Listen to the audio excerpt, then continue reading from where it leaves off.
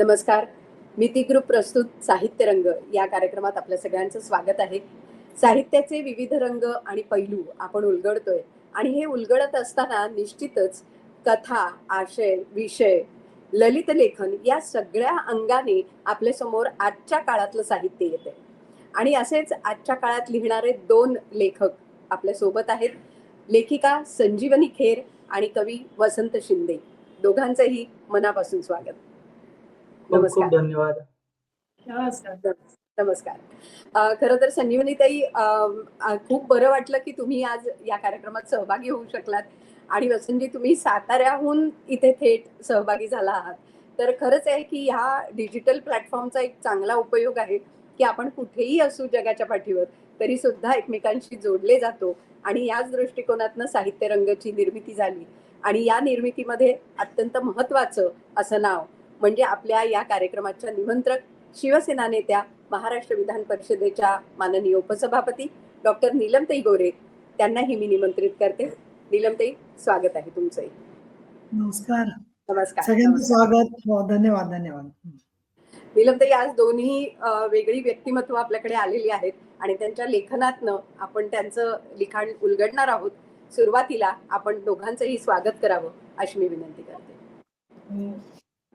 संजीवनी खेर यांचं नाव मराठी साहित्यामध्ये कोणाला माहित नाही असं साधारणपणे नसेल, इतक्या त्या सुपरिचित आहेत आणि दीर्घकाळ त्या पत्रकार म्हणून, त्याचबरोबर लोकप्रभाच्या माजी सहसंपादक म्हणून आणि अनेक प्रकारांनी त्या जोडल्या गेलेल्या आहेत आणि अतिशय विपुल असं लिखाण त्यांनी केलेलं आहे.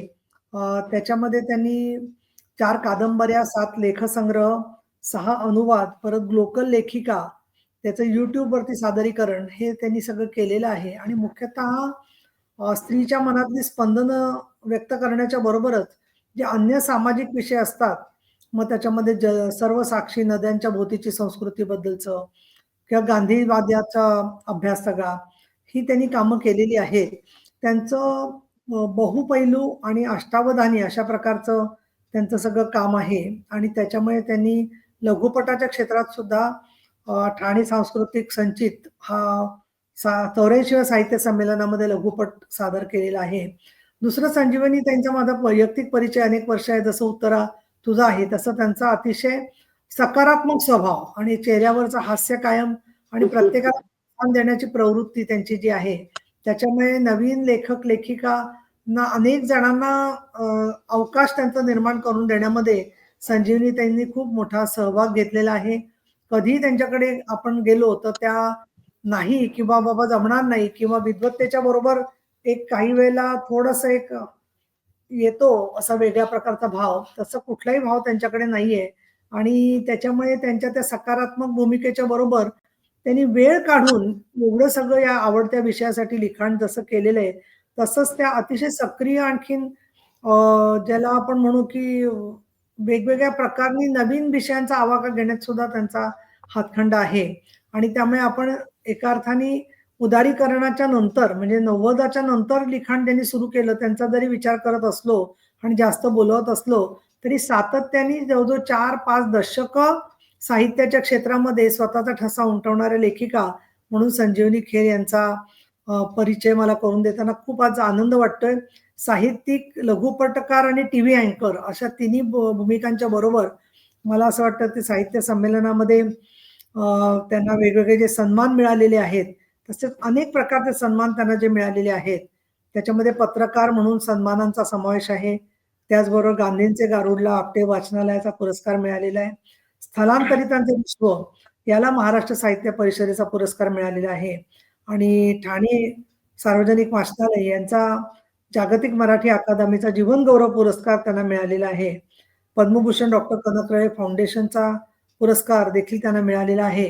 परंतु पुरस्कारामध्ये रमण्यापेक्षा पुढच्या काळामधल्या विषयांशी जोडून घेणं हे त्यांचं वैशिष्ट्य आहे आणि त्याच्यामुळे संजीवनीताई, तुम्हाला आम्हाला बोलवता आलं याच्यात आम्ही आमचं खरंच असं सांगायला हरकत नाहीये, कारण खूप वेगळ्या प्रकारे आम्ही तुमच्याकडे एक चांगल्या प्रकारचं स्त्रीचं मनाला साथ घालणारं लिखाण करणाऱ्या समर्थ लेखिका म्हणून तुमची महाराष्ट्राला ओळख आहे.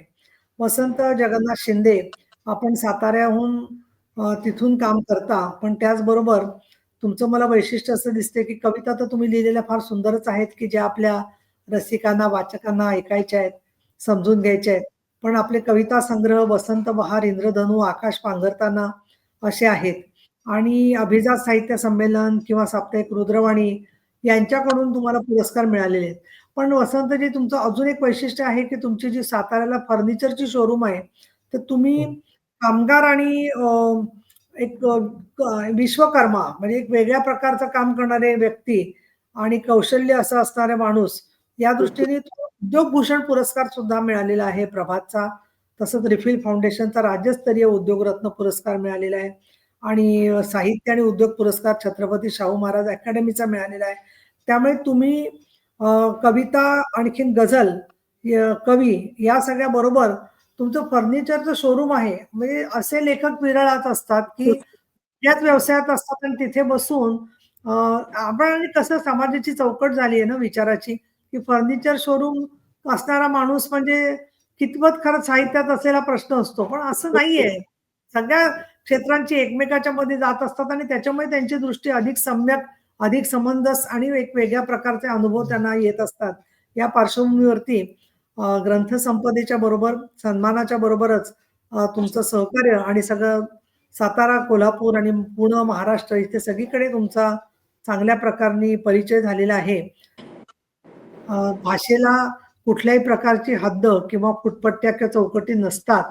हे खरं आहे आणि त्याची साक्ष तुमच्या सगळ्या लिखाणामधून येते आहे. तर आपण आता कार्यक्रम सुरू करूया अशी मी उत्तराला विनंती करते. नक्कीच.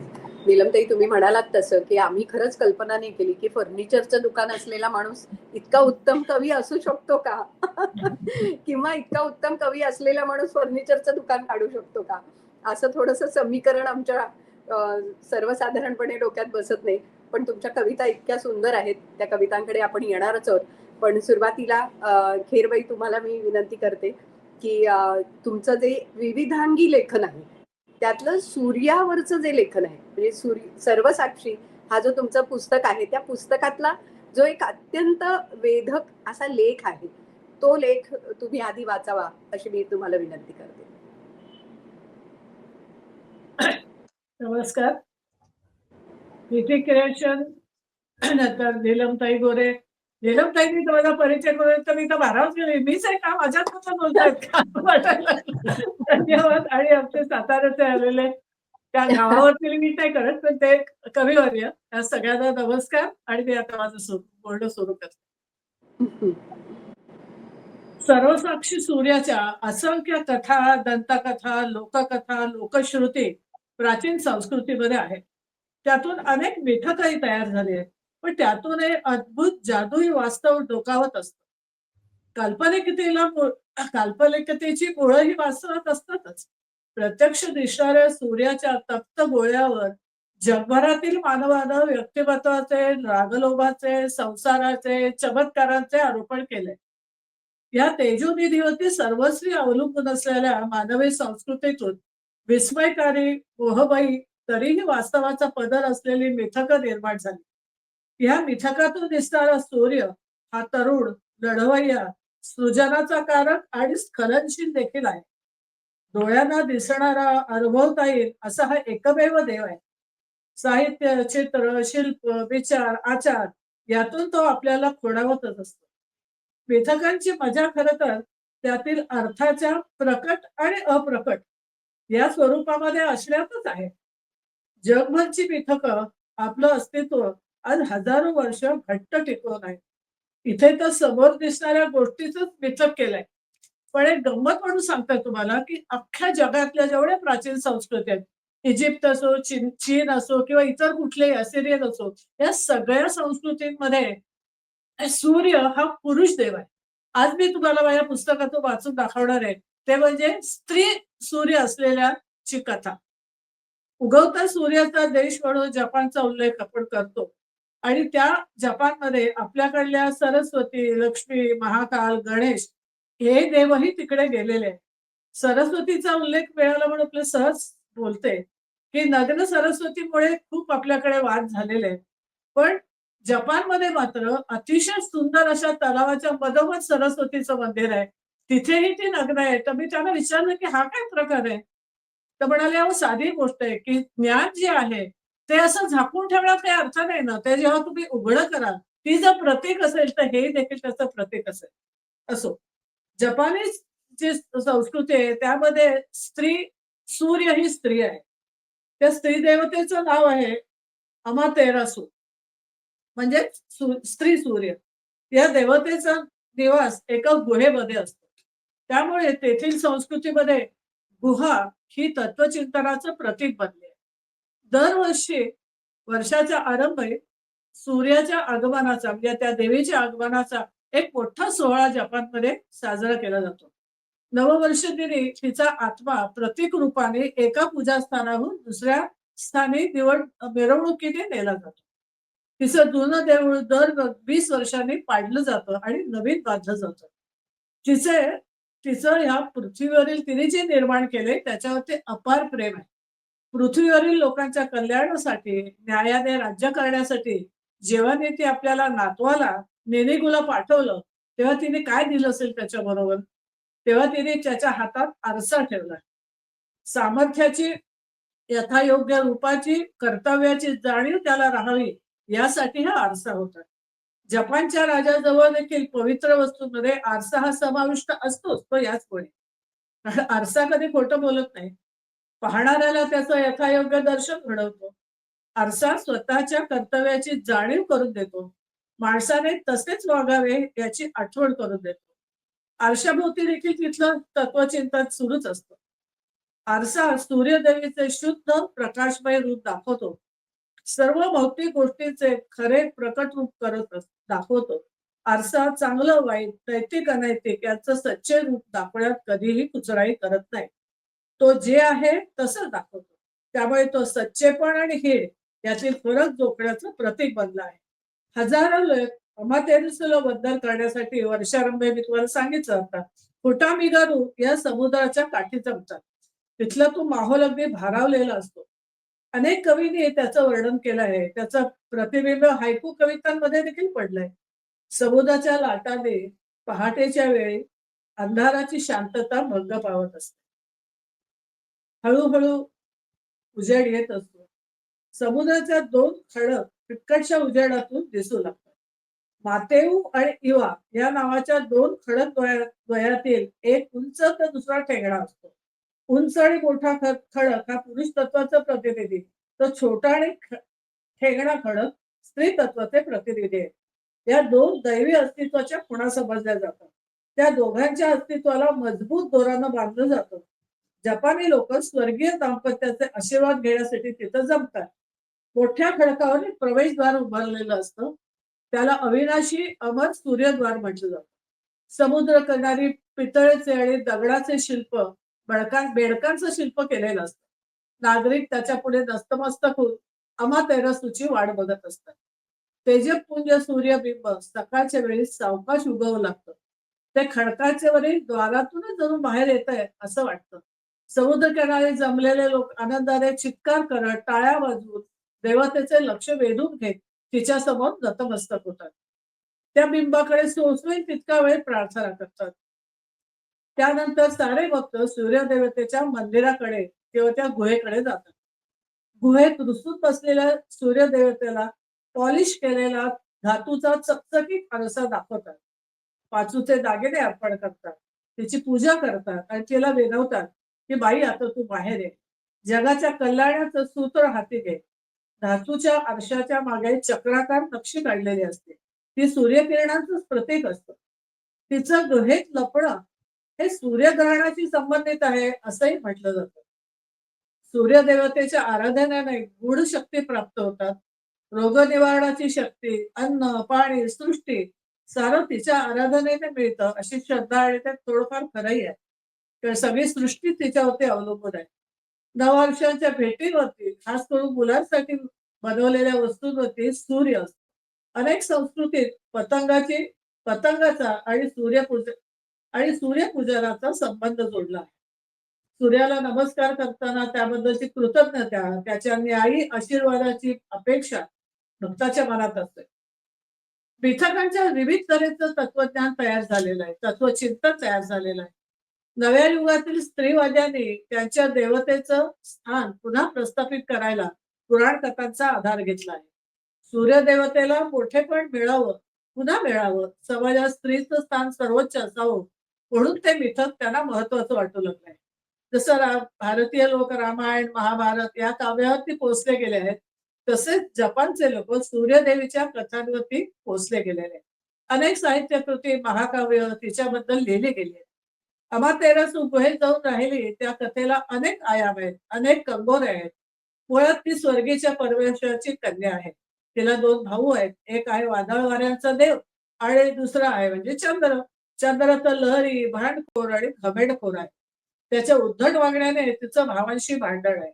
चंद्र तिच्या सहकारी स्त्रियांना त्रास देतो, अवमान करतो आणि म्हणूनच ती पण करते की त्याचं तोंड मी कधी बघणार नाही. म्हणूनच चंद्र आणि सूर्य वेगवेगळ्या वेळी आकाशात येतात. मुळात त्यांच्या पित्याने 3 मुलांमध्ये विश्वाची सत्ता वाटून दिली होती. सूर्यदेवीने पृथ्वीवरचे जीवन फुलवायचे. तिने तिच्या कौशल्याने जग, प्राणी जीवन, शेती सुंदर आणि मंगलमय केले. ती स्वतः उत्तम विणकर असल्याने सहकारी मैत्रिणी आणि दासी यांना तिने सिल्क, सॅटिन, ब्रोकेड विणण्याच्या कौशल्यात पारंगत केले. म्हणूनच जपानचं सिल्क ब्रोकेड जगात अनुपमेय झालेलं आहे. जसं आपल्याकडे पैठणीला एक दैवी गोष्ट समजली जाते, पवित्र समजली जाते, तसंच त्यांच्याकडे देखील आहे. धन्यवाद.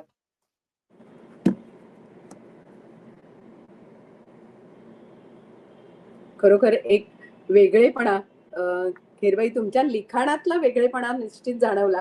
कारण अशा प्रकारे तिथे जाऊन तो अभ्यास करून ते सगळं आपल्या पुढे येणं हा खरंच एक वेगळा विषय, आणि तुम्ही ज्या पद्धतीने त्याच्या खोलात शिरता आणि तो विषय आमच्या समोर मांडता.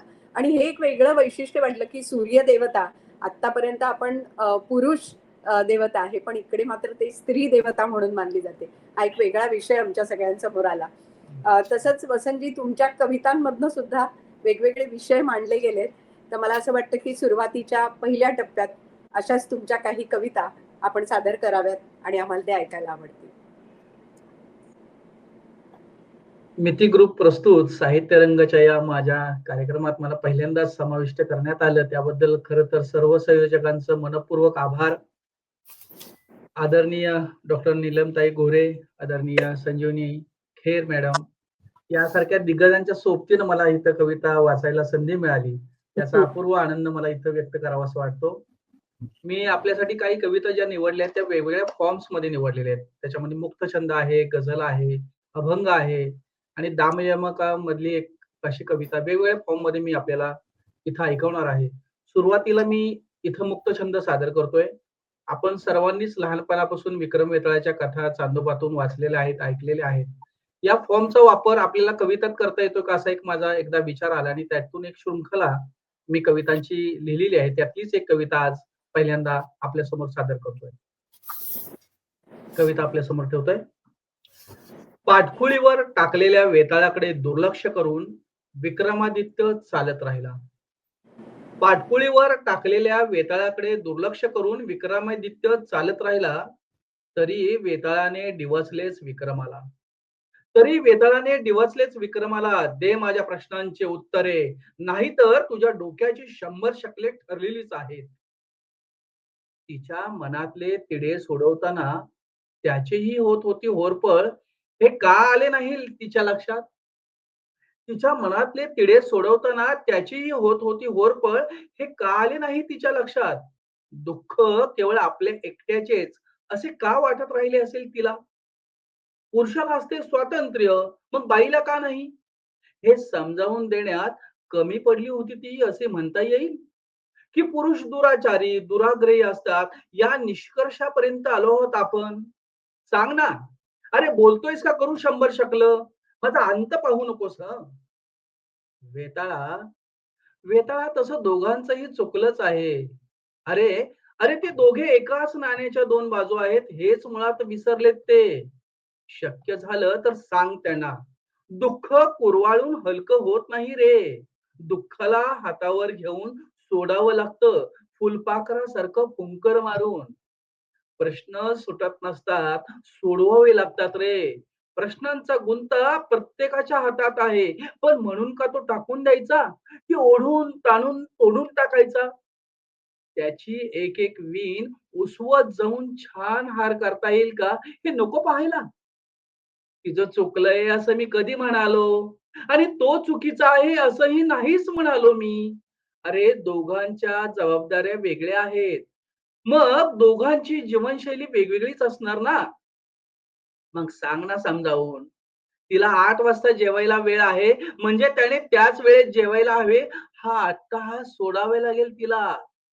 तिच्यासाठी वेळ नसतानाही आणावाच लागेल त्यालाही गजरा. हे समजाव त्याला.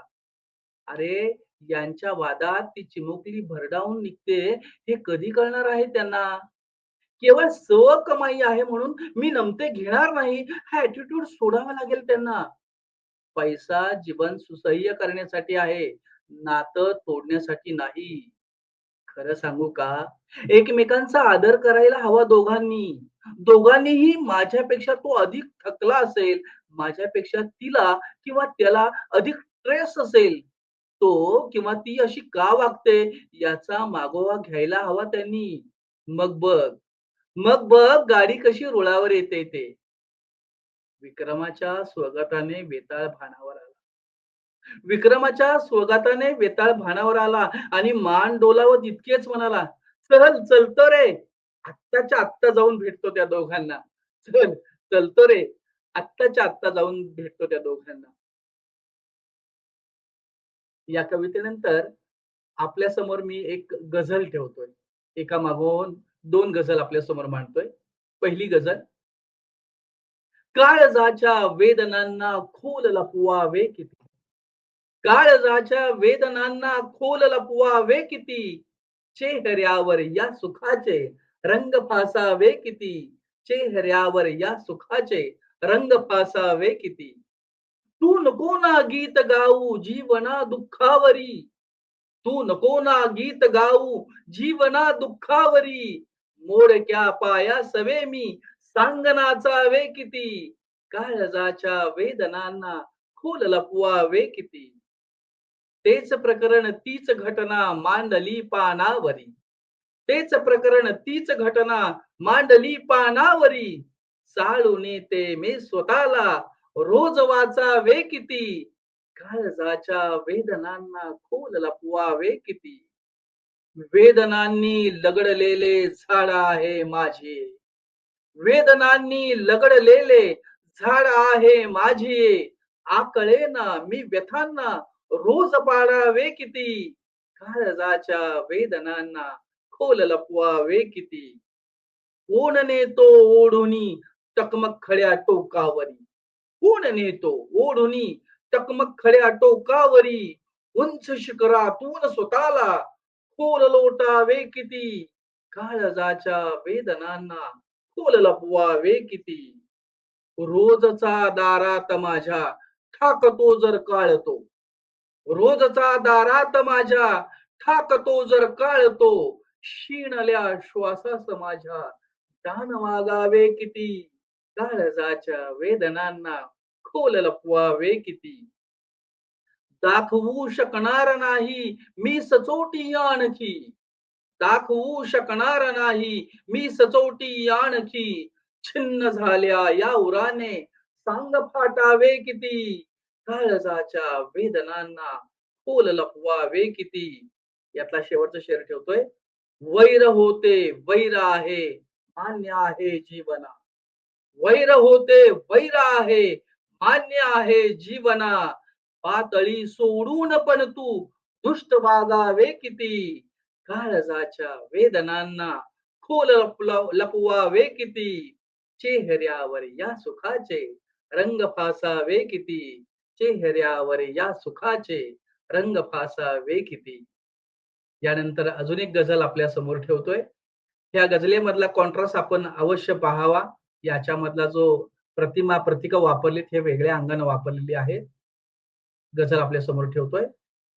फक्त एकदा भिजावयाची इच्छा आहे आभाळाला. फक्त एकदा भिजावयाची इच्छा आहे आभाळाला. पहायचा या उजेड आहे काळ्या कभिन्न अंधाराला. फक्त एकदा भिजावयाची इच्छा आहे आभाळाला. पहायचा या उजेड आहे काळ्या कभिन्न अंधाराला. धूळ उडवीत जातो रस्ता परतून पुन्हा माघाराला. धूळ उडवीत जातो रस्ता परतून पुन्हा माघाराला. उरत कुणीही नाही सोबत गजबजलेल्या बाजाराला. फक्त एकदा भिजावयाची इच्छा आहे आभाळाला. सोडून गेले जरी सोबती तरी एकटा जगतो माणूस. सोडून गेले जरी सोबती तरी एकटा जगतो माणूस. आयुष्याची असते त्याच्या हाती काठी आधाराला. फक्त एकदा भिजावयाची इच्छा आहे आभाळाला. एक बिचारा निजला आहे कुडकुडणाऱ्या थंडीमध्ये. शेरावर लक्ष द्या या. एक बिचारा निजला आहे कुडकुडणाऱ्या थंडीमध्ये. शेकोटी द्या कुणी पेटून थरथरणाऱ्या अंगाराला. फक्त एकदा भिजावयाची इच्छा आहे आभाळाला. आणि कुण्या काळचा आहे तिष्ठत डोंगर माथ्यावरती निर्जन. कुण्या काळचा आहे तिष्ठत डोंगर माथ्यावरती निर्जन. भेट द्यायला हवी कुणी तर एकाकी या पाषाणाला. फक्त एकदा भिजावयाची इच्छा आहे आभाळाला. आणि किती घातली समजूत त्याची तरी कसा हात थांबत नाही.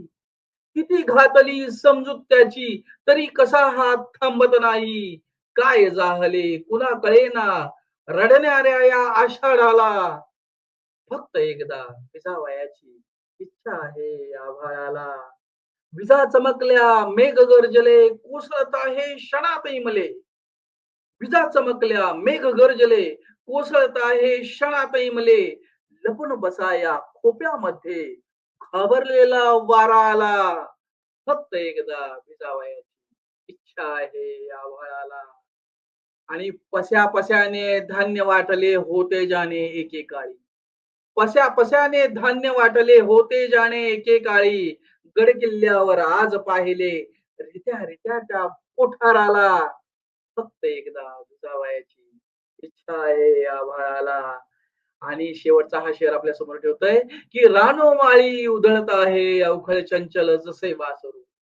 रानोमाळी उधळत आहे अवखळ चंचल जसे वासरू. कुणी बांधल्या उन्हाळ पायी वाऱ्याच्या या घुंगरमाला. फक्त एकदा भिजावयाची इच्छा आहे आभाळाला. पहायचा या उजेड आहे काळ्या कभिन्न अंधाराला. पहायचा या उजेड आहे काळ्या कभिन्न अंधाराला. खूप खूप धन्यवाद. आपल्याला आवडल्यास जरूर आपले कमेंट करा. नक्कीच. वा, म्हणजे ज्या पद्धतीने निसर्गाचं रूपक वापरून तुम्ही मानवी भावभावना, संवेदना आणि आजचं जगणं खऱ्या अर्थाने ते तुमच्या कवितेतनं मांडलंय, त्याला खरंच हॅट्स ऑफ आहे. खूप छान पद्धतीने तुम्ही ते मांडलं. किंवा सुरुवातीला सुद्धा पहिल्या कवितेत स्त्री पुरुषाचं नातं, त्यांचं सहजीवन, त्यातला समानता, एकमेकांचा आदर करणं, या सगळ्या गोष्टी तुमच्या कवितेतनं अगदी सहज अशा आलेल्या आहेत. आणि तुम्ही वेळोवेळी महाराष्ट्रातल्या अनेक मंचांवरनं आपली कविता सादर केलेली आहे. संजीवनीताई, पुन्हा एकदा तुमच्या लिखाणाकडे आम्ही वळतो. आणि जसं लोकल लेखिका हा तुमचा एक खूप मोठा विषय आहे की ज्या माध्यमातून तुम्ही इतक्या सगळ्या लेखिकांना, म्हणजे जगभरातल्या लेखिकांना तुम्ही आमच्या समोर आणण्याचा प्रयत्न केलाय. पण त्याही पलीकडे जाऊन हा एक वेगळा विषय म्हणजे नद्यांच्या भोवती जी संस्कृती आहे त्याचा विचार करणारं असं जे लेखन आहे, जलसुप्त, तर त्यातला काही भाग आज आम्हाला तुमच्याकडनं ऐकायला आवडेल. नमस्कार. आपल्याकडे खरं तर ज्या ज्या नैसर्गिक गोष्टीने आपल्यावर उपकार केले मानव जातीवरती, त्या एलिमेंट्सना किंवा त्या गोष्टींना आपण आपलंसं कसं करून घेतलंय, तर त्यांचं आपण मानवीकरण केलंय. आपल्याकडे पैकी क्वचितच कोणी असं असेल की तो जल या रसायनाला H2O म्हणून स्पर्श करत असेल. हे जीवनाचं रसायन आहे, हे सर्वांचं जीवन आहे. ते केवळ पिण्याचं पाणी, धुळ्याचं, झाडांना, गुरांना पाजायचं पाणी नाहीये, तर त्याला आपण अनेक गुण जोडलेले आहेत. पावित्र्याच्या संकल्पनाने सजवलं आहे, श्रद्धेने पूजलं आहे, अनेक कथांनी त्याची महती जागी ठेवली आहे. पिढ्यानपिढ्या त्यावर पोचलेले आपण त्यांचे ऋण मानत आहोत. पण आजच्या काळामध्ये ते ऋण चुकते करायला मात्र आपण काचकूच करतो. जलधाराने आपलं अखंड सांस्कृतिक अस्तित्व घेरलेलं आहे. पिढ्यांची तृषार्तता जल भागवत आहे आणि जलामुळेच तर ही पृथ्वी इतकी देखणी झाली आहे, जिवंत केली आहे. ते किती किती रूपाने आपल्याला तृप्त करत असतं. ह्या जलाने खरं तर भूगोल आणि इतिहास घडवलाय. भूत भविष्यही त्याच्यातच विरघळले आहे. विज्ञानाने त्याचं रहस्य आपल्या समोर मांडलं आहे. ज्ञानी, विचारवंत, त्याच्या स्पर्शाचं हळवेपण, माणसाच्या आत्म्याला जपण्याचे गुण साळत असताना आपण हव्यासापोटी हे अलौकिक द्रव्य नासवत आहोत. आणि त्याच्यावरतीच हे संपूर्ण पुस्तक आहे. कारण जगातली कुठलीही संस्कृती घ्या, ही नदीच्या काठी, जलाच्या जवळ म्हणजे सरोवर असेल किंवा नदी असेल त्याच्या काठीच बहरलेली आहे. पण आपण मात्र त्याची पूजा करतो, पण ती घाणही करतो. एका ह्याच्यातल्या भारतातल्या बहुतेक सगळ्या मोठ्या नद्या आपण घेतलेल्याच आहेत या पुस्तकामध्ये. तर एक नदी जी आपल्या मनामध्ये आहे पण अस्तित्वात नाहीये. जगामध्ये कदाचित ही एकमेव नदी असेल की जी अस्तित्वातच नाहीये. पण भारतीयांच्या मनामध्ये मात्र ती घर करून बसली आहे आणि ती म्हणजे सरस्वती. असं म्हणतात की राजस्थानाच्या वाळवंटामध्ये ती वाळून गेली किंवा काही भौगोलिक घटना अशा घडल्या की त्यामुळे तिचे प्रवाह इतर नद्यांमध्ये वाहत गेले. मी आज फक्त तुम्हाला राजस्थानचे जे वाळवंट आहे त्याच्याबद्दल ते सांगणार नाहीये. तर त्या निमित्ताने मानवी स्वभाव आणि आपल्याकडली जी उच्च नीचची कल्पना आहे, या कल्पनांनी जे आपण पाणी नासवतो किंवा माणसांना मिळू देत नाही, त्याच्याबद्दलही आहे. राजस्थान आणि जल हे विषय मनात आले की मला हे चित्रपट त्यावेळेला मी थोडं चित्रपटाचे एक चित्रपटाचेही रिव्ह्यूज लिहित असे. त्यावेळेला एक चित्रपट बघितलेला माझ्या मनात अगदी फ्रेम अँड फ्रेम लक्षात आहे.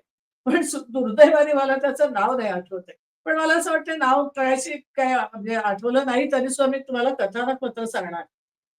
राजस्थानातील एक नीटनेटकं गाव, स्वच्छ टुमदार वस्ती, गरजेपुरतं सामान असलेलं घर, भारतात इतर खेड्यांमध्ये असतं तसंच सामाजिक उतरंडीने भरलेलं, विभागणी झालेली.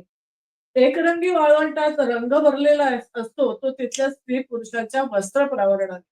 नजर ठरणार नाही अशी नक्षी, आरसे, रंगाचे तुकडे, रसिकतेची साक्ष देणाऱ्या बायकांचे घागरे आणि चोळ्या. शहरी आपल्यासारख्या शहरी लोकांना ते डिझायनर कपडे वाटावेत असे सगळे ते असतात. पण चेहरा मात्र झाकलेला. राजस्थानी नारी आणि रंगबेरंगी रंगाचे फेटे बांधलेले पुरुष आणि सोबतीला रणरणत वाळवंट. बिकट निसर्गापुढे चाललेलं तेथील सर्वसामान्य माणसाचं जगणं. बायकांची घरची कामं, चुला चौका जळणाची सोय करणं, मुलं बाळ सांभाळणं, घरातल्या मोठ्या बुजुर्गांचा मान राखत सेवा करणं आणि महत्वाचं म्हणजे पाणी भरून ठेवणं. मातीच्या, तांब्या पितळेच्या, आता प्लास्टिकच्या बादल्यांची चळतच्या चळ डोक्यावर घेऊन सहजपणे चालणाऱ्या स्त्रिया, अनेक मैलांवरून पाणी आणण्यासाठी निघालेल्या आणि घेऊन येणाऱ्या बायका वाटभर नेमक्या गप्पा मारतच चाललेल्या असतात. या चित्रपटामध्ये स्त्रियांचा संघर्ष दाखवलेला आहे. तिथलं कुठलंही दृश्य घ्या, त्या चित्रपटात कॅमेऱ्याच्या अँगलने अतिशय देखणं केलंय. पाण्याला निघालेल्या स्त्रियांच्या लयबद्ध आकृत्या, बायकांचं मधूनच खिदळत बोलणं, या साऱ्या खरं तर आपण बघितलं तर हे एथनिक जीवनाचा तुकडा आपण बघतोय असं शहरी माणसाला वाटतं. त्यांचं जीवन म्हणजे जणू काही प्रदर्शनीय वस्तू याचा आपल्याला खरं तर राग येतो. मध्यंतरी एका साबणाच्या कंपनीने साबण या जंगल ह्याच्यातून चालल्यात वाळवंटातून आणि एक सुंदरी साबण घेऊन आपल्या अंगाला लावते आणि त्या बायका अंगावरते आणि मला अक्षरशः चीड येत होती. देखण्या दृश्यामागे एक क्रूर वास्तव मात्र या चित्रपटाने दाखवले. ते पर्यटक वृत्तीला उल्लसित करत असू शकतो. पण त्यामागे आहे घोडभर पाण्यासाठी दिवसातील आणि आयुष्यातील तासन तास पायपीट करणाऱ्या दोन कष्टकरी स्त्रियांची त्यात कथा मांडली. ते एक सिम्बॉलिक घेतले तरी खूप खोलवर पाण्यासाठी जमीन खणताना खाली कुठेतरी पाणी असल्याचा भास होतो आणि पाण्यासाठी जीव आटवणाऱ्यांना असं भास होणं साहजिकच असतं. त्या जागी बराच पाण्याचा साठा असावा हे अनुभवाने त्यांच्या लक्षात येतं. काय करावं या विचारात त्या असतात. कुणालाही न सांगता आपण रोज इथे येऊन भरपूर पाणी घेऊन जाऊ आणि आपल्या पाण्याची गरज भागवूया असं त्यांना करता आलं असतं. पण त्या तसं नाही करत. परंतु गावात कुणाला सांगायचं तर गावात त्यांच्या बोलण्याला काही काडीची किंमत नसते. कारण त्या खालच्या मानल्या गेलेल्या जातीतल्या असतात ना. त्यांना गप्प बसवणं किंवा गावातल्या वरच्या जातीतल्या लोकांनी गृहीत धरलेलं असतं. त्या तसं करत नाही. त्या काहीतरी करायच्या मागे असतात. नवऱ्यांना सांगावं तर ते म्हणतात गावकऱ्यांची भीती आहे बाबा. तुम्ही लोकांनी गावाच्या विरुद्ध जाऊन काही केलं, गावाचा रोष ओढून घेतलात, तर गावामधून आपलं दाणापाणी पण बंद होईल. तुम्ही गप्प बसा. त्या दोघीत काहीतरी शिस्त आहे, हे गावातल्या उन्हाळ्यांना समजतं. त्यांना पाण्याचा साठा सापडला याचीही कुणकुण लागते.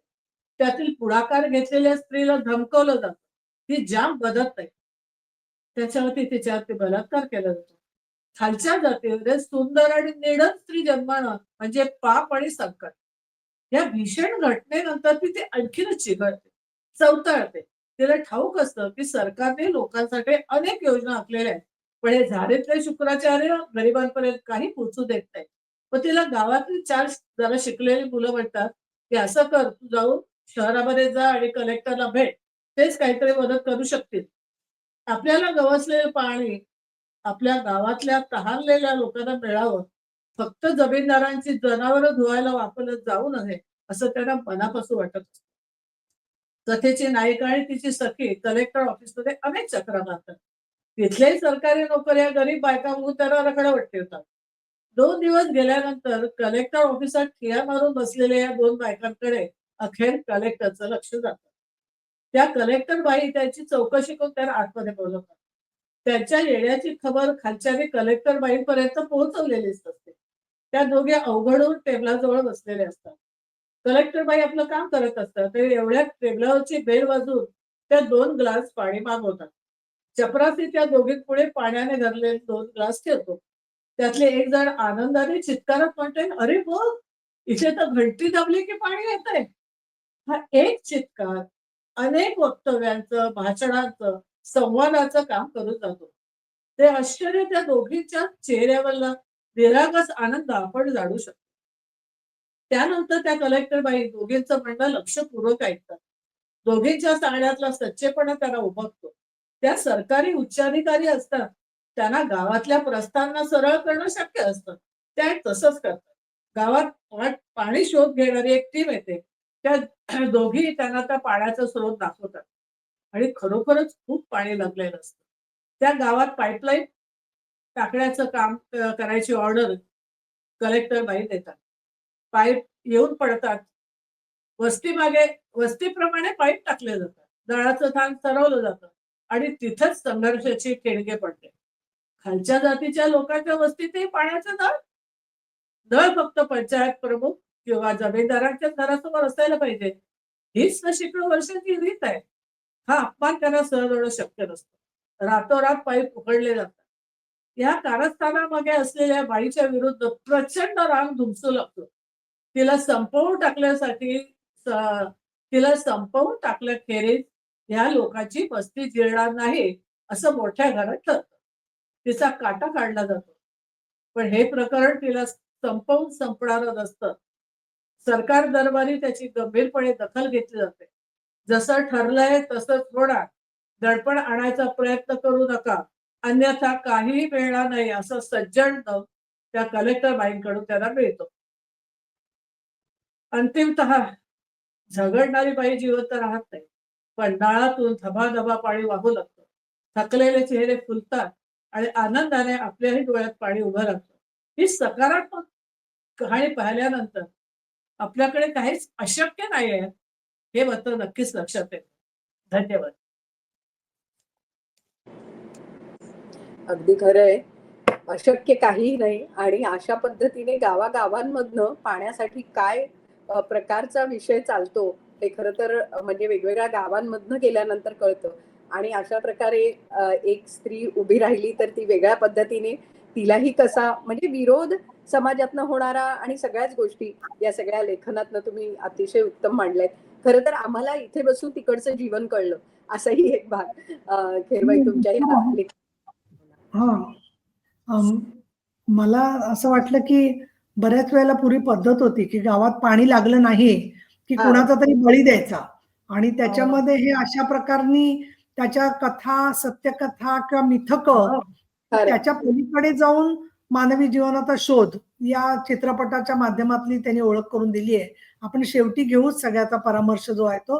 पण थोड्या वेळामध्ये इतकं प्रभावी चित्रण तुम्ही केलेलं आहे, हृदयस्पर्शी असतं. तर आपण पुढे अगदी. जाऊया, कविता घेऊया. हं. खरंच आहे, खरंच आहे. आणि वसंतजी तुमच्याही लिखाणातनं, कवितेमधनं गझल असेल, कविता असेल, वेगवेगळ्या फॉर्म मधनं तुम्ही व्यक्त झालेले आहात. तर अशाच काही पुढच्या प्रातिनिधिक कविता आम्हाला तुमच्याकडून ऐकायला आवडतील. यानंतर जो मी कवितेचा प्रकार आपल्या समोर ठेवतोय, जो फॉर्म ठेवतोय, तो पाचुंदा या शीर्षकाखाली त्याला मी तयार केलेला आहे. याआधी आपल्या मराठी साहित्यामध्ये हा पाचुंदा साहित्य प्रकार नव्हता. हं. हा मला 2-3 वर्षाच्या संघर्षातून हा मिळाला पाचुंदा आहे. याच्यातलं थोडक्यात वैशिष्ट्य मी सांगतो. याच्यामध्ये 5 कवितांचा एक बंच आहे. पूर्वी आपण पाचुंदा, 5 भाकरीची हं. पेंडी किंवा 5 गवताच्या पेंड्यांना आपण पाचुंदा शब्द वापरायचो.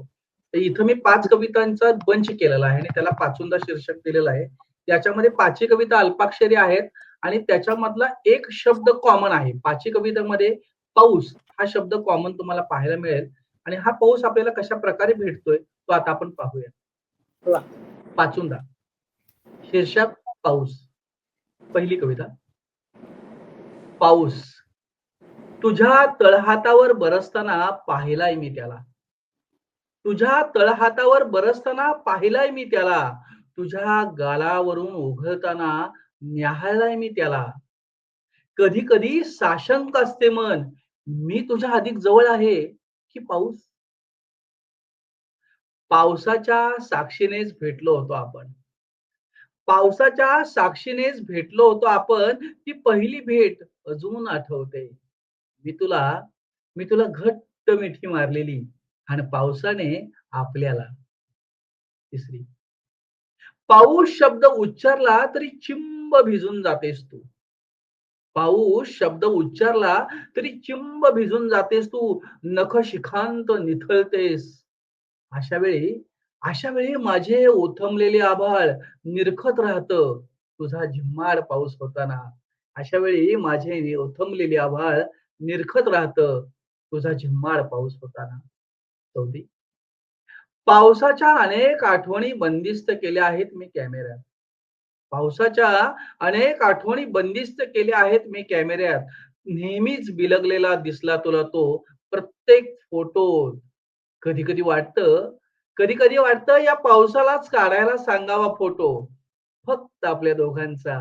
कधी कधी वाटतं या पावसालाच काढायला सांगावा वाटतो फोटो फक्त आपल्या दोघांचा. त्यातला शेवटची कविता. छत्री घेऊन चाललो तरी डोकावतोच पाऊस. छत्री घेऊन चाललो तरी डोकावतोच पाऊस. पाहत राहतो तुला. मग मग तुझ्यासोबत भिजत राहतो मीही. मग तुझ्यासोबत भिजत राहतो मीही. आता पाऊस आता पाऊस मला तुझ्या इतकाच आवडू लागला आहे.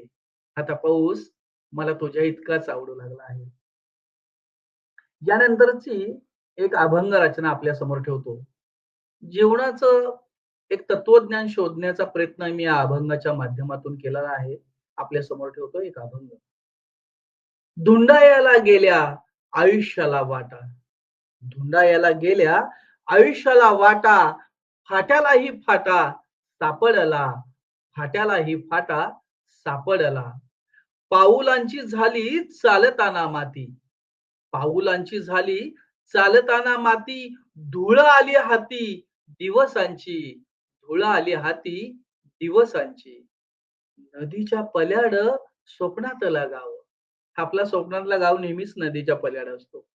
नदीच्या पल्याड स्वप्नातला गाव. वल्ल्या विना नाव ऐल तीरी. वल्ल्या विना नाव ऐल तीरी. आभाळाची माया सरत्या सरेना. अर्थात इथं प्रार्थनाची म्हणायचंय. आभाळाची माया सरता सरेना. उन्ह सोसवेना काळ झाला. उन्ह सोसवेना काळ झाला. हा अभंगातली रचना जरूर लक्षपूर्वक ऐका. की पिंपळाचा देह उंबराची साल. पिंपळाचा देह उंबराची साल आत उलघाल बाभळीची, आत उलघाल बाभळीची. पाण्यातला मासा आला भुईवर, पाण्यातला मासा आला भुईवर, सांगा कुठवर जगायाचा, सांगा कुठवर जगायाचा, सांगा कुठवर जगायाचा. यानंतरची आपल्या समोर जी रचना ठेवतोय ती दामयमक या वृत्तातली आहे. आपल्या सर्वांनाच माहिती आहे की दामयमक हे 4-4 ओळींचं एक कडवं असतं. या कडव्यातली शेवटची जी ओळ असती ती त्यानंतर येणाऱ्या कडव्याची पहिली ओळ असणं आवश्यक असतं. तर यातली लज्जत तुम्हाला आता ऐकताना आठवेलच. तर दामयमकातली एक कविता आपल्या समोर ठेवतोय. ओल्या पावसाचे थेंब आले कोरडे धावून. यातला कॉन्ट्रास्ट बघा. ओल्या पावसाचे थेंब आले कोरडे धावून, उभा भेगाळला जीव झाला मऊ मातीहून. ओल्या पावसाचे थेंब आले कोरडे धावून, उभा भेगाळला जीव झाला मऊ मातीहून, झाला मऊ मातीहून तरी फुटता फुटेना, झाला मऊ मातीहून तरी फुटता फुटेना, कसा नशिबाचा दाना मातीतून उगवेना, मातीतून उगवेना पुनवेची चंद्रकळा, मातीतून उगवेना पुनवेची चंद्रकळा, थंड वाऱ्याच्या ही कशा उरी लागती या झळा, उरी लागती या झळा सोसवेन सावलीला, उर लागती या झळा सोसवेन सावलीला, जीव गेला या रापून कसं सांगावं उन्हाला, कसं सांगावं उन्हाला आभाळाची दुःख वेणा, कसं सांगावं उन्हाला आभाळाची दुःख वेणा, गेली कलुंडून रात फळ संपता संपेना, गेली कलुंडून रात फळ संपता संपेना, फळ संपता संपेना दिस सरता सरेना, फळ संपता संपेना दिस सरता सरेना, काहेलीची उलघाल कशी सूर्याला कळेना, कशी सूर्याला कळेना धरतीची स्वप्नमाला, कशी सूर्याला कळेना धरतीची स्वप्नमाला, तिला सोडून या मागे कसा चालला असताला, तिला सोडून या मागे कसा चालला असताला, कसा चालला असताना मागे उजेड सोडून, कसा चालला असताना मागे उजेड सोडून, ओल्या पावसाचे थेंब आले कोरडे धावून, ओल्या पावसाचे थेंब आले कोरडे धावून, ओल्या पावसाचे थेंब आले कोरडे धावून. खूप खूप धन्यवाद. आपण मला इथं बोलवलं त्याबद्दल खरोखर आपला खूप खूप वा. आभारी आहे. वा, खूप वेगळा पाऊस तुमच्या कवितेतनं आमच्या समोर आला. म्हणजे पाचोंदामधनं आलेला पाऊस वेगळा आणि दामयमकातनं आलेला वेगळा. म्हणजे खरं तर आता दामयमक वापरलं जात नाही खूप. म्हणजे आता खूप वेगळ्या बऱ्याच दिवसांनी तुमच्याकडनं हे ऐकायला मिळालं. आणि पिंपळाचा देह उंबराची साल आत उलघाल बाभळीची, हे अंडरलाईन आहे, हे सार आहे तुमच्या सगळ्या कवितेचं असं वाटलं. खूप सुंदर तुमच्या सगळ्या कविता. आणि संजीवनीताई तुमचंही वेगवेगळ्या विषयांवरचं ते लिखाण, त्यामुळे आजच्या या सगळ्या एपिसोडला खूप वेगळी अशी झालर अशी निश्चित आहे. नीलमताई, काय सांगाल या दोघांच्याही लेखनाविषयी? की दोघांच्याही साहित्यामधून आपण परत एकदा निसर्गाशी आणि शब्दस्पर्श, रूपरस, गंध, जल, वायू, आकाश या सगळ्याशी परत जोडले जातोय. ही खूप ताकद आहे संपूर्ण साहित्यामध्ये. आणि संजीवनीताईंनी जे दोन्ही भाग वाचले त्याच्यामध्ये खरं तर असं वाटलं की खूप अजून बोललं पाहिजे, ऐकलं पाहिजे. सगळं सुरुवात झाली आता आणि एकदम मैफल थांबल्यासारखी वाटली, कारण वेळेची मर्यादा असल्यामुळे. परंतु सूर्याच्या उपासनेबद्दल सर्व पौरात्य आणि जगभरातल्या संस्कृतींमध्ये असणारी उत्सुकता आणि त्याचबरोबर स्त्री सूर्य ही एक आगळी वेगळीच सगळी माहिती आणि त्यातली संकल्पना तुम्ही मांडलेली आहे. त्याच्यामध्ये गूढतेच्या बरोबरच एक लोकांच्या मनामधल्या असणाऱ्या ज्या भावना आहेत किंवा त्याच्या पलीकडची त्यांना काही भीती असेल, त्याचबरोबर तुम्ही हे पण सांगितलेलं की सूर्य-चंद्राच्या बद्दलची गोष्ट जी आहे ती, की ते मी पहिल्यांदाच असं कथा लक्षात आली, की त्यामध्ये अशा हे कारण आहे त्याचं सूर्य-चंद्राच्या त्यातून अर्थ जो काढलेला आहे त्याचं जर का आपण पाहिलं तर. आणि एक आहे की जपानी संस्कृतीच्या मध्ये खूप ती जुनी संस्कृती आहे, पण बौद्ध आपल्या संस्कृतीशी सुद्धा जोडली गेलेली आहे. किंबहुना बौद्ध चे अनेक भंतेजी आणि गुरु तिथे गेले आणि त्यानंतर जपानी संपूर्ण समाजाने ती स्वीकारलेली आहे. त्या पार्श्वभूमीवरती मला आपल्याही संस्कृतीमध्ये कोणार्कचं असलेलं मंदिर सूर्याचं किंवा ते अर्धवट राहिलं, ते पूर्ण होत नाही. किंवा ते मंदिर जणू काही शापित आहे अशा पद्धतीने पाहिलं जातं. आणि त्यामुळे संजीवनी ते तुम्ही त्यात सुद्धा एक माणसाच्या मनामधलं ज्या कल्पना किंवा वेगवेगळी गुढ असतात त्याच्यामध्ये सुद्धा स्त्रीचं कसं वेगळेपणाचं काय असतं ते देखील तुम्ही मांडलेलं आहे. आणि त्याच्यामध्ये स्त्रीच्या नग्नतेमधलं सगळ्या जगाने ते पाहणं आणि काही पुरुषांची शिल्प सुद्धा अनेक ठिकाणी अशाच पद्धतीने नग्न स्वरूपातली आपल्याला दिसतात. आणि त्याच्याबद्दलचं तुम्ही संवेदनशील पद्धतीने मांडणी खूप सुंदर केलेली आहे. अजून जेवढं वाचावं तेवढं थोडंच अशा प्रकारचं सगळं आहे. आणि तुम्ही बोलताना समजावून सांगताना एक तुमची जी शैली आहे ती शैली सुद्धा अजून पुढचं ऐकावं अशा प्रकारचं उत्सुकता निर्माण करणारी आहे. त्यामुळे खूप बरं वाटलं की आज तुम्ही हा पॅसेज हा भाग निवडला, उतारा निवडलेला होता. राजस्थानात हरवलेली सरस्वती हा खरं तर एका म्हणजे कादंबरीचाच विषय आहे असं मला वाटतं, की ज्याच्यामध्ये मस्तीचं पाणी पाण्याबद्दलचा शोध आणि त्याचबरोबर त्या दोघींना एखादी गोष्ट सापडली तर बऱ्याच वेळेला एखादी स्त्रीने चांगलं बोललं, लिहिलं किंवा समाजात ज्यांना प्रतिष्ठा नाहीये, ते ज्यावेळेला बोलायला आणि लिहायला लागतात, एखादी गोष्ट व्यक्त करायला लागतात, तर पहिल्यांदा तर ज्याला आपण म्हणतो, की संपूर्ण उपेक्षेचाच त्यांना सामना करावा लागतो, की ते तसं घडलंच नाही, यांना काही माहितीच नाहीये. दुसरं भाग त्यांच्या वाट्याला येतो तो उपहास, की म्हणजे हे काय सांगणार आहेत विशेष, ते खोटंच असणार आहे उपहास जो आहे तो. तिसरं जे असतं ते म्हणजे ते उपहासाच्या पलीकडे जाऊन एक त्याला हाणून पाडणं, संपूर्णपणाने त्याला नष्ट करून टाकणं. आणि चौथं जे असतं, की त्यातून जे काही उरलं-सुरलं घडेल, ते घडलं ते आमच्यामुळेच घडलं आणि ज्यांनी ते मूळ केलं त्याचं नामोनिशाण पुसून टाकणं आणि हे जणू काही आता सगळ्या समाजात ज्यांनी विरोध केला त्यांच्यासह सगळ्यांचं आहे, अशा थाटामध्ये समाजानेच ते त्याचं सो कॉल्ड यश मिरवणं, ह्या सगळ्या टप्प्यांचा प्रवास तुम्ही अगदी थोड्या शब्दामध्ये मांडलेला आहे असं मला वाटतं. आणि त्याचबरोबर राजस्थानात हरवलेली सरस्वती मनी मानसी जागी म्हणजे ज्ञान हे सरस्वतीचंच आपण मानतो, तिचा आशीर्वाद आहे, तिचं प्रतीक आहे. आणि अशा वेळेला स्त्रीला एक नैसर्गिक गाज असते, नैसर्गिक आवाज असतो. आणि म्हणूनच आपण नवरात्रामध्ये सुद्धा स्त्रीचं सर्जनशील रूप म्हणून तिचं पूजन करत असतो. आणि तिला स्त्रीने शेतीचा शोध लावला असं सगळे वैज्ञानिक म्हणतात. आणि त्या पार्श्वभूमीवरती पाण्याचा शोध सुद्धा स्त्रियांना लागतो. अनेक ठिकाणी असं लोक सांगतात. स्वतः एकट्या स्त्रीनी विहिरी खणलेल्या पण महिला मला माहिती आहेत, की एक वर्षभर एकटीच बाई दगडाने खणते आणि तिथे करत करत तिने पाणी आणलेलं आहे. आणि अशा वेळेला स्त्रीचा स्पर्श परत पाण्याला अनेक ठिकाणी अस्पर्श किंवा अपवित्र मानला जातो. आणि मग ती विधवा आहे म्हणून किंवा स्त्री आहे म्हणून किंवा तिला अजून काही नैसर्गिक गोष्टी मासिक पाळीसारख्या आहेत म्हणून ही सगळी स्त्रीची प्रचंड अशी संघर्ष कथा न बोलली गेलेली, न ऐकली गेलेली ती व्यक्त करण्याची ताकद आपल्या सगळ्या साहित्यामध्ये आहे. आणि ती मांडल्यावरती हुरहुर होते. आणि त्याच्यात तुम्ही म्हणता त्याच्यात मला सगळ्यातच आवडलं ते, की अरे इकडे बेल वाजवलं की पाणी येतं. ते म्हटलेलं आहे. तसं फ्रीजला ते बघितलं तर पाण्याची पिपं वाटू शकतात त्यांना, की असं इकडे ठेवलेलं असतं. आणि आता तर बऱ्याच जणांना बाटलीतून पाणी येतं असं सुद्धा वाटू शकतं. अशा प्रकारचे दाखवत असताना शासनाचं एक परत वेगळं तुम्ही रूप दाखवलेलं आहे, की ते करणार, ते घडणार, आम्ही ते अमुक गोष्ट करून दाखवणारच. हे सगळं म्हणत असताना सुद्धा त्यातल्या माणसांचं काय होतं हा प्रश्न जो अनेकांना पडलेला असतो, तो प्रश्न एक सर्जनशील लेखिका म्हणून तुम्हालाही पडलेला आहे. पण मला आता असं वाटतं म्हणजे मी पुढे असं तुम्ही त्याचा शेवट जो केलेला आहे त्याच्यामध्ये विज्ञानाचं रहस्य मांडलेलं आहे. पण नेहमी मला असं वाटतं की साने गुरुजींच्या कथांमध्ये किंवा इतर कथांमध्ये जेव्हा स्त्रियांचा असा शोकपूर्ण मृत्यू किंवा त्यांचं अस्तित्व नाकारलेलं असतं, तेव्हा मात्र स्त्री आता पुनर्जन्मावर तिचा विश्वास नाहीये.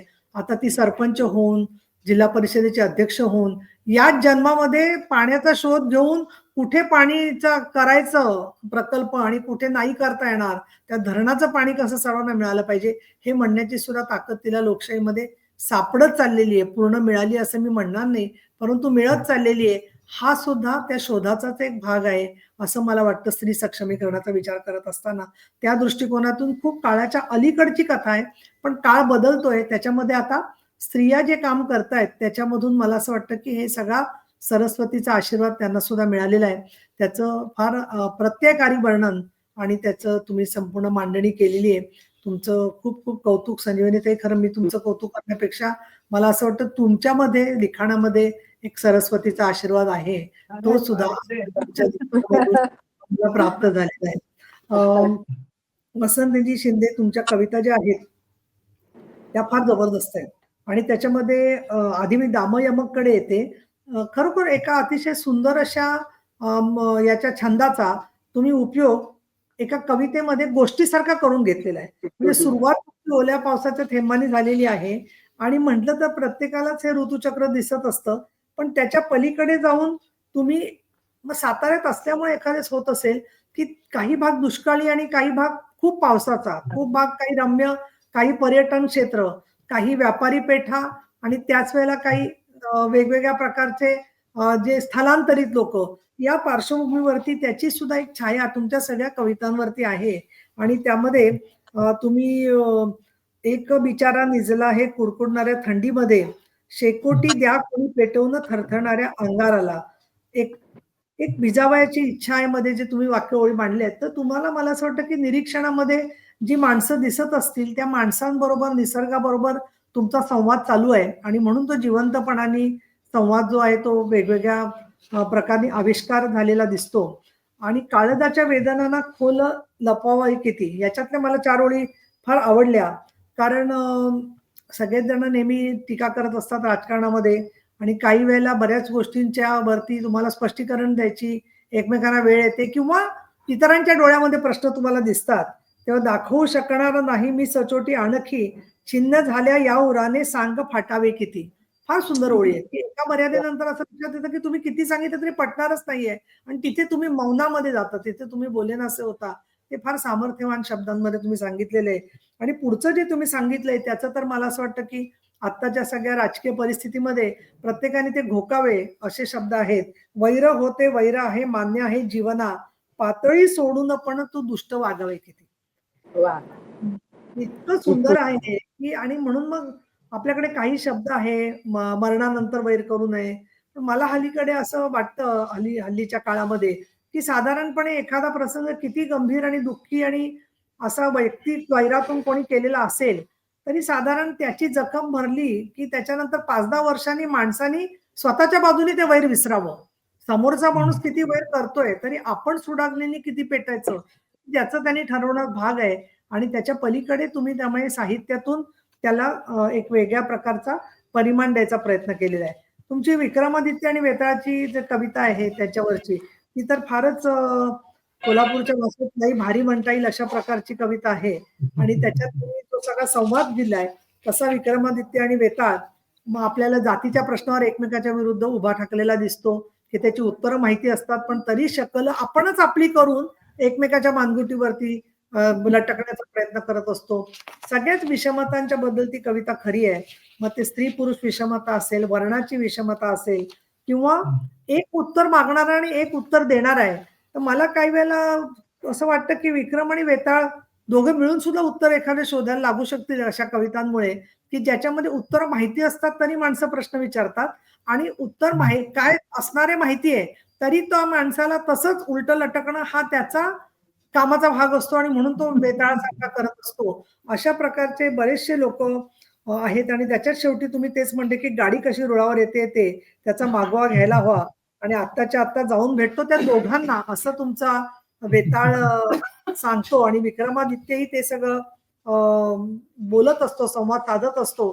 खूप वेगळ्या कविता आहेत तुमच्या आणि त्याच्यात पावसाची जी पाचुंदा आहे, ते पाचुंदा तर शब्द इतका छान आहे ना की आम्ही पुष्पगुच्छ शब्द का वापरतो माहित नाही मला. त्याच्यामध्ये काही असलं तरी पाचुंदा हा शब्दच वापरला गेला तर किती छान होईल असं मला वाटतं. आणि पाऊस जो आहे तो तिथे एक वेगळ्या प्रकारच्या रोमॅन्टिक मूडमध्ये होत असता स्वतःच पाऊस होण्याची तुम्ही कवीला जे वाटतंय ते खूप वेगळं आहे. सगळ्याच कविता ज्या आहेत त्या एक ज्याला आपण म्हणू, मला असं वाटतं एका बाजूला एकाकी आणि दुसऱ्या बाजूला त्या दुःखाला स्वतः व्यक्त करण्याचं सामर्थ्य देणाऱ्या असं सगळं शब्द त्याच्यामध्ये जोडले गेलेले आहेत. तुमच्या या सगळ्या कवितांच्या बद्दल माझ्या मनापासून शुभेच्छा आहेत आणि त्याचबरोबर एक मला असं आवडलं खूप विशेष की मुक्त छंदाबरोबर तुम्ही दामयमकाचा पण उल्लेख केलेला आहे. असा प्रयत्न तर सुद्धा करणं एक खरा अभ्यासाचा भाग असतो. पण हे सगळं तुम्ही करत असताना पण मला एकदा कधीतरी तुम्हाला परत बोलवून शिंदे तुमची फर्निचरवरची कविता पण बघायला आणि ऐकायला आवडेल बरं का. कारण मर्ढेकरांच्या कवितांमध्ये असे विषय असायचे, सुताराचे किंवा वेगळ्या पद्धतीने काही नळाला पाणी येण्याच्या संदर्भातले किंवा पिपातले उंदीर वगैरे. तर फर्निचरची बरोबर. दुकानं हल्ली इतकी सुंदर झाली आहेत. ऐक्यासारखी दुकानं जी आहेत ती तर सगळा संसार लोकांची त्याच्यामध्ये घडत असतो आणि त्याच्यामुळे फर्निचरचा दुकानवाला हे काही म्हणजे ते कमी प्रतिष्ठेचं मानण्याचं काही कारण नाहीये. कारण घरात पुस्तकं असतं. मध्यंतरी कवी सौमित्रांना बोलावलं तेव्हा ते सांगत होते, की फर्निचर किती ठेवायचं आणि पुस्तकं किती ठेवायचे. याच्यावरून घरामध्ये प्रश्न तयार होतो, की आपण काय करायचं? आणि त्याच्यामुळे एका वेगळ्या क्षेत्रात राहून तुम्ही संवेदनशीलता तुमची जपलेली आहे. त्याच्याबद्दल मी तुमचं खूप अभिनंदन करते. संजीवनी ताईंनी मांडत असताना त्यांच्या व्यासंगातून त्यांना एवढ्या 2च गोष्टी शोधणं याचा पण एक मोठं आव्हान होतं. पण ते त्यांनी फार सुंदर लिहिलंय, पेललेलं आहे आणि आज साहित्य रंगामध्ये दोन्ही जे लोकांना आपले अनुभव आले, त्याच्यामध्ये वाचकांना आणि रसिकांना लेखक कुठे भेटेल असा प्रश्न पडलेला असतो. तर अशा वेळेला तुमचे साहित्य कुठून प्राप्त होईल हे कळेल. कुठल्याही वेळेला YouTubeवरती आणि सामाजिक माध्यमांवरती कायमस्वरूपी मुलाखत आपली राहिलेली असते, की ज्याचा उपयोग लोकांना होऊ शकेल. आणि मला असं वाटतं, की जे वाचक आणि रसिक हे ऐकतील, ते नक्कीच तुमच्या साताऱ्याला येऊन फर्निचरवाला असणाऱ्या कवीला शोधतील अशी खात्री वाटते. तर मी तुम्हाला दोघांनाही शुभेच्छा देते. धन्यवाद. वा वा. वसंतजी, तुमच्या पुस्तकं जी आहेत ती तुमची कुठून मिळतील, म्हणजे कोणत्या प्रकाशकांनी काढलेली आहेत, ऑनलाईन उपलब्ध आहेत का, याविषयी आम्हाला थोडंसं सांगा. कळलं. आम्हाला सांगा आता. आता नव्यानं माझी एक 7 ते 8 पुस्तकं येऊ घातलेली आहेत. तर ओके. ते एकत्र तुम्हाला मी पाठवून देईन एक संच आपल्या ग्रुपसाठी. त्याचं आता प्रयोजन चाललेलं आहे छापायचं. तुम्ही ऑनलाईन, म्हणजे आता आपल्या या कार्यक्रमामधनं आपले जे हां. वाचक प्रेक्षक जे बघता आहेत, त्यांना जर तुमची हां. पुस्तकं मुळापासून ती घ्यायची असतील, विकत घ्यायची असतील, तर हो. कोणाकडे मिळू शकतील तुमचे कविता संग्रह? आता याबद्दल सध्या हे तिन्ही संग्रह तिन्ही संग्रहांची नावं आपल्याकडे आहेत. ते थोडीशी आता मागील कालखंडातली आहेत. हां. वसंत बहार 1994 चा आहे. हां. 2004 चा तो इंद्रधनू आहे आणि 2005 चा तो आकाश पांघरदाण आहे. त्यानंतरची जी कवितेचा जो प्रवाह आहे माझा तो फार वेगळा आहे. त्यामुळं मी आता तो नवीन प्रवाहात येणाऱ्या संग्रह आहे ना, ते अवश्य तुम्हाला मी कळवेन. अच्छा, ते अच्छा. आपण लिंक्स पाठवूया त्याची. नक्कीच, नक्कीच. वसंतजी, खूप बरं वाटलं आणि संजीवनीताई, तुम्ही या कार्यक्रमात सहभागी होऊ शकलात आणि तुमचं लेखन आम्ही एरवीही वाचत असतो. पण आज या माध्यमातून खरंच नीलमताई म्हणाल्या तसं नेमकं काय वेचावं हा प्रश्न तुमच्याही समोर पडला असेल. पण तुम्ही अगदी वेधक आणि वेचक असं आमच्या समोर मांडलं. त्यामुळे दोघांचेही अगदी मनापासून आभार. पुन्हा भेटूया पुढच्या शुक्रवारी अशाच 2 नवीन लेखकांसह. खूप खूप खूप धन्यवाद. खूप धन्यवाद.